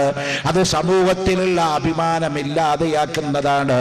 അതുകൊണ്ട് സമനില തെറ്റാത്ത ഒരു മനുഷ്യൻ ഞാൻ എന്റെ ഇഷ്ടം പോലെ ജീവിക്കുമെന്ന് പറഞ്ഞ് ഒരാൾ തുണിയെടുക്കാതെ തെന്നലയിലൂടെ നടന്നു പോയാൽ അയാളെ അറസ്റ്റ് ചെയ്യേണ്ടതാണ്. എന്നാൽ സ്പോർട്സിന്റെ മറവില്, കലയുടെ മറവില് വേണ്ടാത്ത കോപ്രാട്ടിത്തരങ്ങള് ഒളിമ്പിക്സിൽ അരങ്ങ് തകർത്തപ്പോ ലോകത്തൊരു മനുഷ്യപ്പറ്റുള്ള ഒരു മനുഷ്യൻ പോലും സ്വന്തം നഗ്നതയുള്ള ഫോട്ടോ ഉയർത്തിപ്പിടിച്ചിട്ട് എല്ലാ അവയവങ്ങളുടെയും വലുപ്പ വ്യത്യാസം വരെ പ്രദർശിപ്പിച്ചിട്ട് ആ ഫോട്ടോ ഒളിമ്പിക്സിന്റെ സ്റ്റേഡിയത്തിൽ പ്രദർശിപ്പിച്ചപ്പോ സ്പോർട്സ് കൗൺസിലിന്റെ ചെയർമാൻ വന്നുകൊണ്ട് അവളുടെ നഗ്ന ഫോട്ടോയിൽ ഉമ്മ വെക്കുന്ന ഫോട്ടോ മാതൃഭൂമിയും ലൈവായിക്കൊണ്ട് മറ്റ് ചാനലുകളും റിപ്പോർട്ട് ചെയ്തപ്പോൾ കല എന്തുമാത്രം തകർന്നു പോയി, കല എന്തുമാത്രം മതപ്പതിച്ചു പോയി നമ്മൾ ഓർക്കേണ്ടതാണ്. എന്നാൽ ലോകത്ത് ഏറ്റവും വലിയ കലാകാരന്മാരാണ് മുസ്ലിമീങ്ങൾ. ലോകത്തിലെ ഏറ്റവും വലിയ കലയുടെ ഗ്രന്ഥമാണ് ഖുർആൻ, സാഹിത്യത്തിന്റെ ഗ്രന്ഥമാണ് ഖുർആൻ. ലോകത്ത് കലയെ സ്വീകരിച്ചവരാണ് മുസ്ലിമീങ്ങൾ. നിങ്ങൾക്കറിഞ്ഞൂടെ ബഹുമാനപ്പെട്ട അഷ്റഫുൽ ഖൽഖ് മുഹമ്മദുർ റസൂലുള്ളാഹി, അല്ലാഹുവിന്റെ റസൂല് അല്പം ചില ആളുകളെ മാത്രമേ കൊല്ലാൻ പറഞ്ഞിട്ടുള്ളൂ. അതിൽപ്പെട്ട ഒരാളാണ് മക്കയിലുള്ള കഅബ്. കഅബിന്റെ തല മുറിച്ചു കൊണ്ടുവരുന്നവന് സ്വർഗം നൽകാമെന്ന് മുഹമ്മദ് മുസ്തഫ ഒരു പ്രത്യേകമായ സിറ്റുവേഷനിൽ കഅബിന്റെ തലക്ക് വേണ്ടി വില പ്രഖ്യാപിക്കുകയാണ്. നമ്മുടെ ഗവൺമെന്റ് കൊടുക്കുന്ന വിലയല്ല റസൂലുള്ള പറഞ്ഞത്.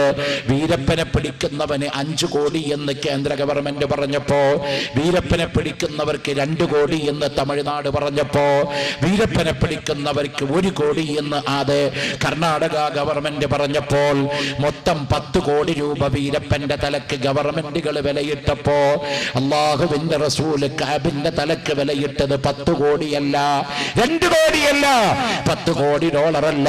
റസൂലുള്ള കഅബിന്റെ തലക്ക് വിലയിട്ടത് കഅബിന്റെ തല ആര് കൊണ്ടുവരുന്നുവോ അവന് ബദൽ സ്വർഗം നൽകാം. 1000 കോടി ഇങ്ങ് തന്നാൽ സ്വർഗം തരാമെന്ന് ഓഫർ ചെയ്യാൻ അധികാരമുള്ള ഒരാളുണ്ടെങ്കിൽ അത് കൊടുക്കാൻ ഇന്ന് മുതലാളിമാരുടെ ക്യൂ നിൽക്കില്ലേ? നിങ്ങൾ പത്രങ്ങളിൽ വായിച്ചില്ലേ? റിലയൻസിന്റെ മുതലാളി മുകേഷ് അംബാനി, അദ്ദേഹം ഉണ്ടാക്കുന്ന വീടിന്റെ ചെലവ് 2000 കോടി ഡോളർ രൂപയാണ്. 2000 കോടി ഡോളർ കൊണ്ട് വീടുണ്ടാക്കുന്ന ലോക കോടീശ്വരന് നാളെ ആഖിറത്തിൽ ഒരു സ്വർഗത്തിന് വേണ്ടി 1000 കോടി അങ്ങ് കൊടുക്കാൻ വല്ല മടിയുമുണ്ടോ?